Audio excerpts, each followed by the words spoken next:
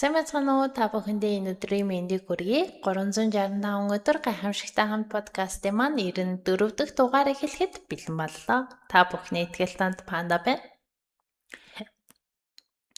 Nothing can make our life or the lives of other people more beautiful than perpetual kindness. Leo Tolstoy.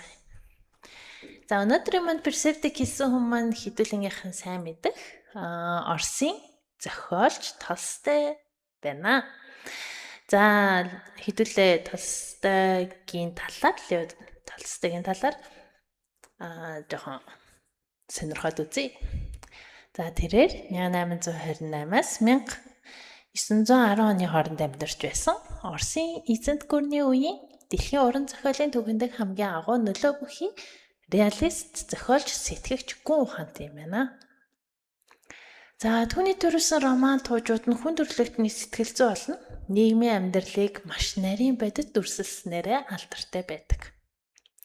За түүний шилдэг бүтээлүүд гэх юм бол хэдүүлгийнхаа сайн мэдэх Дайн ба инх гэд Наполеоны дайны үеийн Оросын нийгэм язгууртнуудын амьдрал, дайны аимшиг болон хүний хувь заяаны тухай өгүүлсэн нүсэр түйс роман.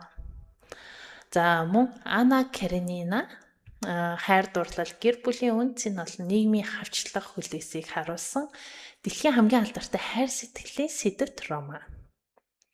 Би бол энийг уншаад эхэлжсэн ш. Тэгээ яг нөгөө нэг ийм зохиолуудыг ялангуяа бүр юм уянгийн хайлттай тийм уран зохиолуудыг, классик зохиолуудыг ингээд англи хэл дээр унших бас жоохон хэцүү байд юм билий. Их сонирхолтой үг хэллэгүүд ашиглана. Гэхдээ одоо орос хэл дээр нь уншиж чадахгүй ч ядаж англи хэл дээр нь уншигээд уул нь авцсан байгаа их зузаан ном байсан. За тэгээд өөр нэг түүний алдартай зохиол болох Иван Ильичийн үхэл. Гэт үхэл ба амьдралын утга учирыг философийн үднээс гүнзгий харуулсан шилдэг тууч.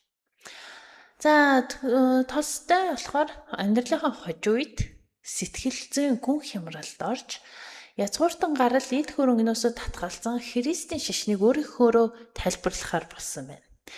Үүнээс нь үдэж Толстойчлал химээх шашин гүн ухааны урсгал үүсжээ.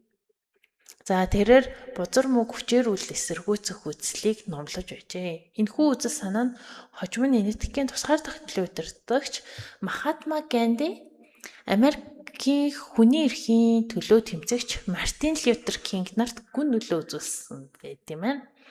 Тэрээр үнэн алдартны сүмийн зарим зан үйл олон сургаалыг шүүмжилсэний улмаас 1901 онд Оросын үнэн алдартны сүмээс албан ёсоор хөөгдөж байсан юм.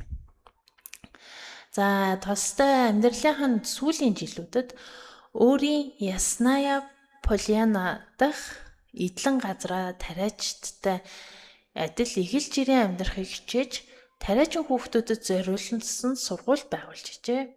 Тэрээр 82 наснда гэр бүлийн маргаан болон дотоод зөрчлийн улмаас гэрээсээ нууцаар зугтаж Астапо химээх галт тэрэгний буудлын дээр уушигны хатгалгаа өвчнөр таалал төгссөн юм байна.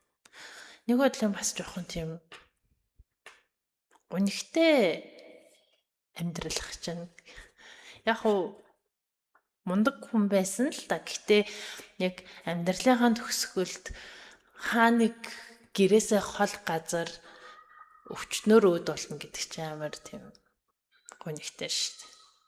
Тэгээ бодвол нөгөө гэрээсээ нууцаар ингээд явсан болохоор эргэн тойронд нь өөрийг нь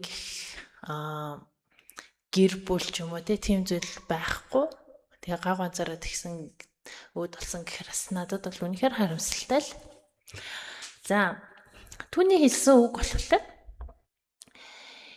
бидний амьдралыг болон бидний эргэн тойронд байгаа бусад хүмүүсийн амьдралыг хариу нэхээгүй сайхан сэтгэлээс өөр юу ч илүү аз жаргалтай болгож чадахгүй гэд нэлээд тийм утгачлаад орчуулчлаа л. Ер нь бол нөгөө нэг хэдүүлээ зөндөө олон яг ингээд нөгөө нэг сайхан сэтгэл инэрэнгөө байх гэдэг маань ямар утга учиртай юм. Ер нь юу гэдэг бусдад сайхан сэтгэлээр хандах бусдад ингээд нөгөө нэг муу санаж явах хоёрын ямар ялгаатай юм гэдгийг бол ерөөхдөө нэлээд олон дугаарынхаа явцад ингээд нэг сонсоод эргцүүлээд тугаагаад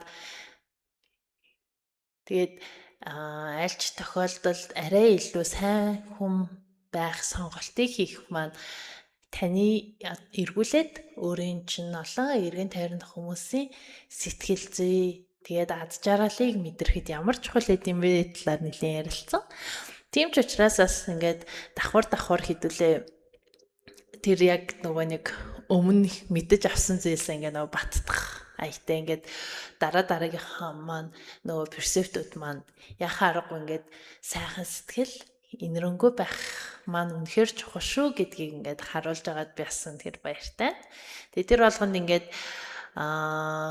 нэг юу гэдэг жоохон нуршуу байгаа юм шиг дахин ижлэхэн зүйлээ давтж байгаа юм шиг гэж магадгүй ч гэсэн тэр маань нөгөө нэг давтах юм бол за тэрийг зүгээр танд зориулаад хэлсэн юм байна. 2 давтах юм бол тэр бол 2 дахин чухал, 3 давтах юм бол 3 дахин чухал зүйл юм байна гэж бас нэг ойлгоо явах хэрэгтэй.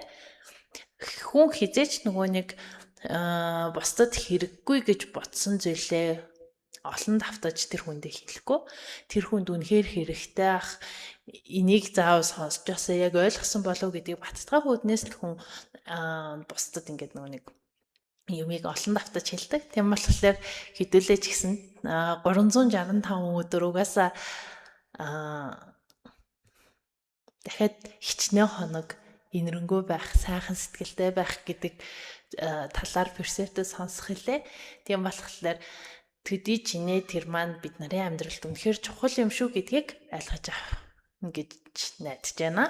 За тэгээд өнөөдрийнхэн дугаарыг энэ хүргээд өндөрлөө. Энэ хүртэл хамт байсан та бүхэндээ баярлалаа. Баяртай. 365 хоногийн турш чамтай хамт байх чиний итгэл таанд Панда.